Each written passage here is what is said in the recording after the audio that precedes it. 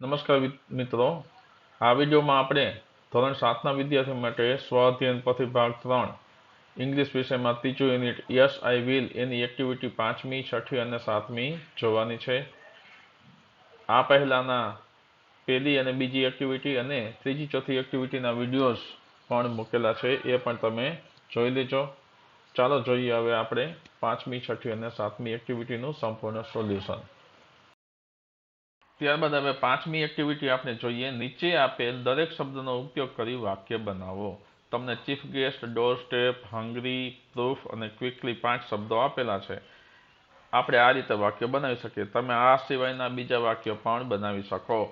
Chief guest ઉપરથી વાક્ય એવું બની શકે: the chief guest gave a speech at our school event. બીજું છે ડોર સ્ટેપ, તો એની ઉપરથી વાક્ય: there was a package at the door step.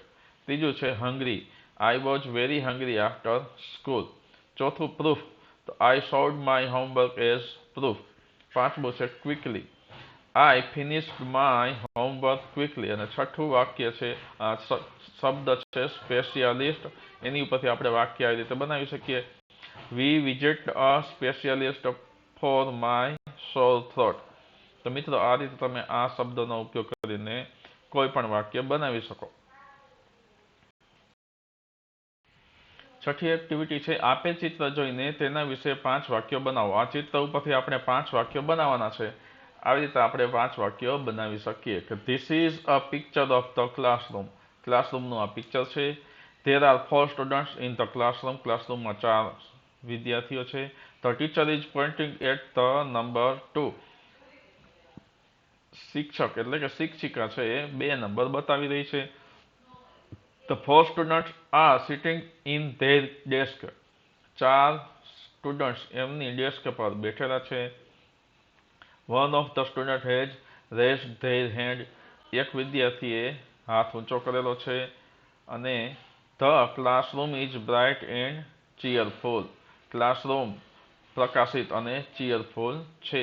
તો આ રીતે તમે આવા વાક્ય, બીજા કોઈ પણ વાક્ય તમે આના વિશે બનાવી શકો.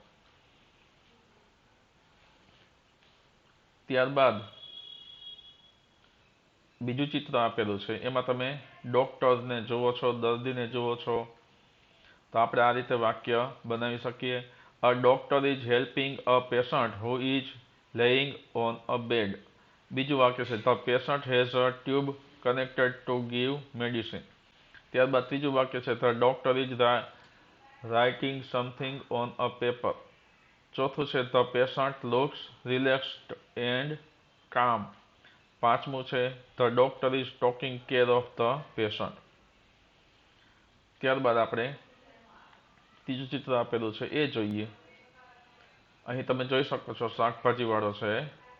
તો a man is selling fresh fruit at a market. He has bananas, apples and other fruits on the table.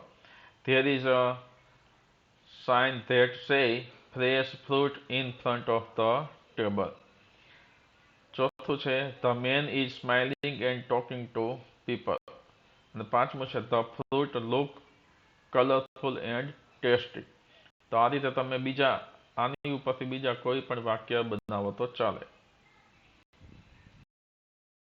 ત્યારબાદ એક્ટિવિટી 7મી છે આપેલ વિધાનમાંથી રેખાંકિત કરેલ શબ્દની જગ્યાએ પાઠના આધારે સાચો જવાબ લખો.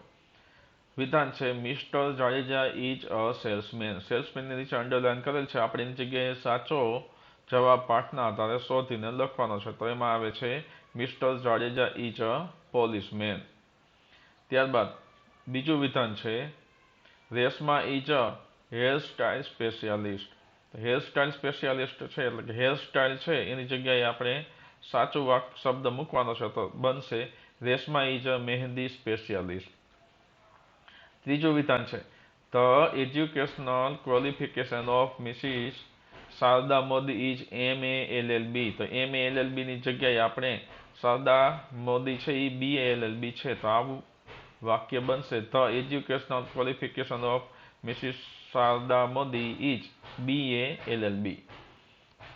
ચોથું છે the email ID of Harry Patel is harry2005@hair.com.